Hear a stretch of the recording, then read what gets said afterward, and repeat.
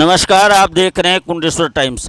Bharatiya Janata party के केंद्र व प्रदेश नेतृत्व के निर्देशानुसार मऊगंज जिले के लोकतंत्र सेनानियों का भी हनुमाना के मंगल भवन के सभागार में विधायक प्रदीप पटेल के मुख्य अतिथि एवं जिलाध्यक्ष डॉक्टर राजेंद्र मिश्रा की अध्यक्षता तथा मुख्य वक्ता जिले के संगठन प्रभारी प्रदेश कार्य समिति के सदस्य के तिवारी के कुशल मार्गदर्शन एवं मंडल अध्यक्ष द्वय सुनील शुक्ला व मुद्रिका पटेल, नगर परिषद अध्यक्ष आशुतोष गुप्ता तथा वरिष्ठ नेता शिवदत्त मिश्रा, वीरेंद्र बहादुर सिंह मऊगंज, जनपद अध्यक्ष नीलम सिंह के विशिष्ट आतिथ्य में विंध्य के जनसंघ के संस्थापक तथा लोकतंत्र सेनानी प्रख्यात नाड़ी विशेषज्ञ सरयू प्रसाद वैद्य एवं राम भुवन त्रिपाठी तथा राधे श्याम द्विवेदी का भव्य सम्मान समारोह आयोजित किया गया।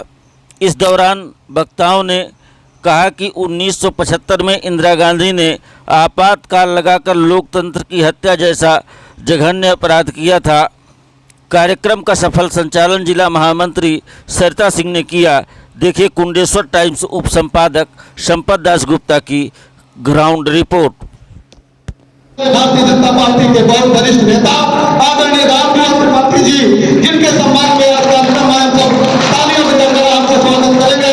हम स्वागत करेंगे इस हनुमाना की वीर धरती से निकल करके कभी भारतीय जनता को पहली पंक्ति में स्थापित करने के लिए दिल्ली की पावन धरा के ऐसे सपूत हम सबके वरिष्ठ आदरणीय सरयू प्रसाद वैद्य जी, हम सबके बीच में उनका स्वागत बंदन अभिनंदन है।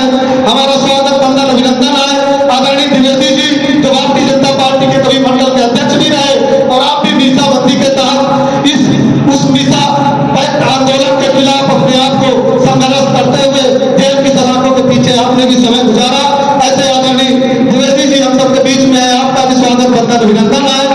और आप तीनों महान विभूतियों के स्वागत के लिए हम सबके बीच में उपस्थित मऊगंज के यशस्वी लोकप्रिय विधायक आदरणीय प्रदीप पटेल जी, भारतीय जनता पार्टी मऊगंज संगठन के प्रभारी और सीधी से चल करके आए आदरणीय के भैया, हम सबके अग्रज और मऊगंज की भारतीय जनता पार्टी की अगुवाई करने वाले भारतीय जनता पार्टी के ओजस्वी जिलाध्यक्ष डॉक्टर खिलाफ जो कांग्रेस ने कुत्सित प्रयास किया था, ऐसे लोकतंत्र के रक्षार्थियों का आज भारतीय जनता पार्टी पूरे देश में सभी जिलों में ऐसे लोकतंत्र सेनानियों का आज भारतीय जनता पार्टी सम्मान कर रही है, अभिनंदन कर रही है, वंदन कर रही है। मित्रों, आज हमारे बीच में तीन विभूति बैठे हुए हैं, हम इनको पलट कावड़े पर बैठा करके रखे हुए हैं। ये ऐसे विभूति हैं मित्रों, जब 25 जून 1975 को इंदिरा गांधी ने जब आपातकाल की घोषणा की थी मित्रों, उसके थोड़ा सा पीछे जाऊंगा मैं। 25 जून के पहले थोड़ा सा मैं जा रहा हूं।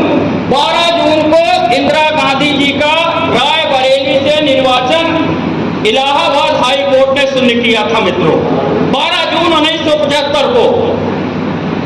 24 जून को इंदिरा जी के पक्ष में सुप्रीम कोर्ट से निर्णय हुआ। सुप्रीम कोर्ट ने निर्णय किया कि इंदिरा गांधी का प्रधानमंत्री तो बनी रहेंगी, पर इनके पास कोई भी पावर शक्ति नहीं रहेगी। उस निर्णय के क्रियान्वयन के पहले ही 25 जून को इंदिरा गांधी ने देश में आपातकाल की घोषणा कर दी और लोकतंत्र की हत्या कर दिया।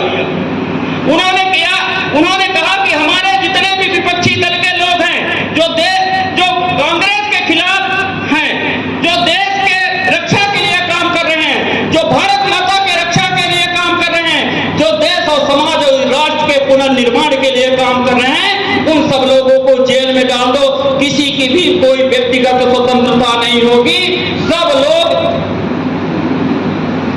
सरकार के अधीन रहेंगे। कांग्रेस के इस निर्णय के जब कांग्रेस के प्रधानमंत्री इंदिरा गांधी ने प्रस्ताव भेजा, तो तत्कालीन राष्ट्रपति फखरुद्दीन अली अहमद ने इस प्रस्ताव को स्वीकार करते हुए 25 जून 1975 को इस देश में इमरजेंसी लगा दिया, आपातकाल लगा दिया। उस आपातकाल के खिलाफ सबसे पहले अगर कोई खड़ा हुआ तो सबसे पहले खड़े हुए राष्ट्रीय स्वयंसेवक संघ के लोग, सबसे पहले अगर कोई खड़ा हुआ जनसंघ के लोग, सबसे पहले कोई खड़ा हुआ हिंदू सभा के लोग खड़े हुए मित्रों, और इन लोगों ने कहा कि इंदिरा गांधी ने जो लोकतंत्र की हत्या की है, कांग्रेस ने जो लोकतंत्र की हत्या की है, उसको हम किसी भी तरह स्वीकार नहीं कर सकते, अंगीकृत नहीं कर सकते। हम उसके खिलाफ आंदोलन करेंगे, प्रदर्शन करेंगे, जेल जाएंगे। और पूरे देश में मित्रों आंदोलन हुआ। हमारे रामभुवन चाचा जी, हमारे सरयू प्रसाद गर्ग जी, हमारे द्विवेदी जी, इन लोगों ने जेल जा करके लोकतंत्र की रक्षा के लिए जेल गए, यातनाएं सही, मार सही, पीट सहा, पर उन्होंने, इन लोगों ने प्रतिज्ञा करके रखा था कि जब तक इस देश में लोकतंत्र की बहाली नहीं होगी, तब तक ये आंदोलन जयप्रकाश नारायण के नेतृत्व में चलता रहेगा मित्रों। और ये आंदोलन 12 जनवरी 1977 तक चला मित्रों। इसी बीच में इंदिरा जी के एक सुयोग्य पुत्र थे संजय गांधी जी। संजय गांधी जी ने भी निर्णय लिया, मौके का फायदा क्यों ना उठाया जाए। उन्होंने भी कहा कि इस देश में चाहे पुरुष हो चाहे स्त्री हो, उसको पकड़ करके नसबंदी कराई जाए। उन्होंने एक मुहिम चलाया कि इस देश का रहने वाला ये, चाहे वो कुमारा हो, चाहे शादीशुदा हो, चाहे एक बच्चे का बाप हो, चाहे 2 बच्चे का बाप हो, चाहे उसका विवाह हुआ हो या विवाह ना हुआ हो, उन्होंने पूरे देश में नसबंदी चला दी मित्रों।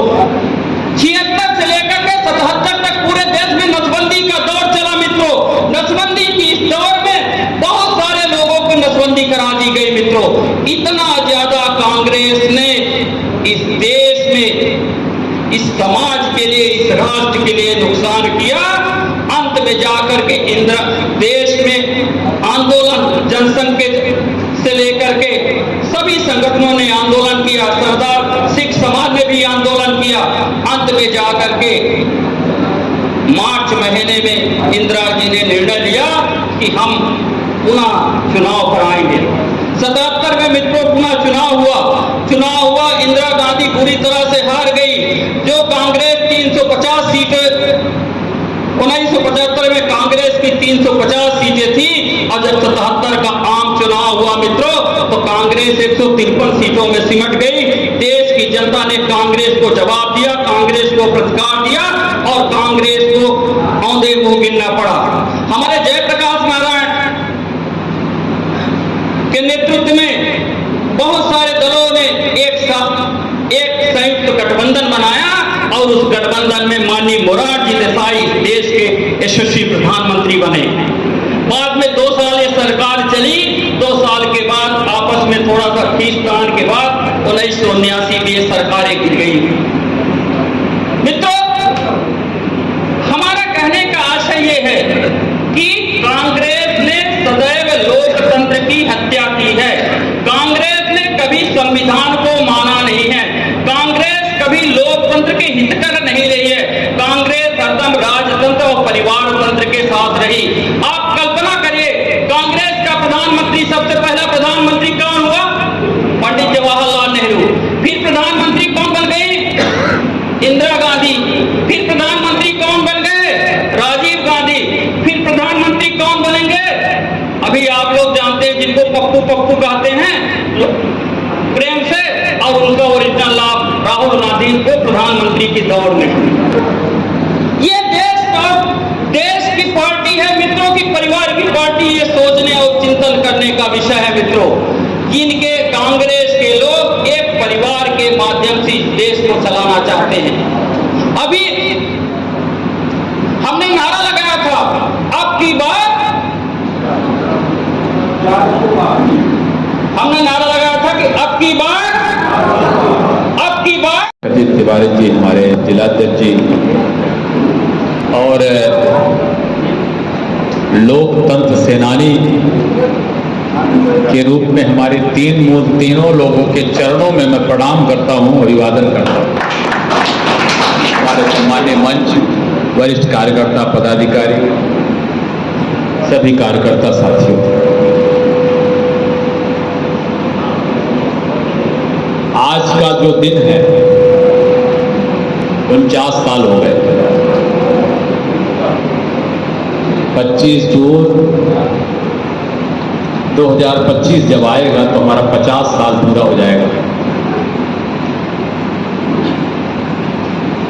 ये जो लोकतंत्र की रक्षा के लिए जो काम हुआ है, दो तरह के यहाँ आंदोलन हुए। एक तो था देश की आजादी के लिए, स्वतंत्रता के लिए लोग जेल में गए, स्वतंत्रता के लोगों ने तकलीफ झेली। और दूसरे थे वो 19 महीने का दिन, कुल 21 महीने चला था,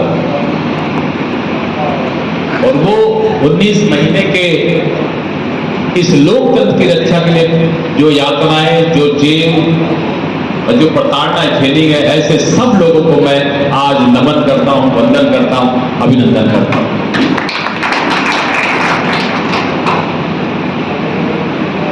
हमारे पिताजी कर्मचारी थे,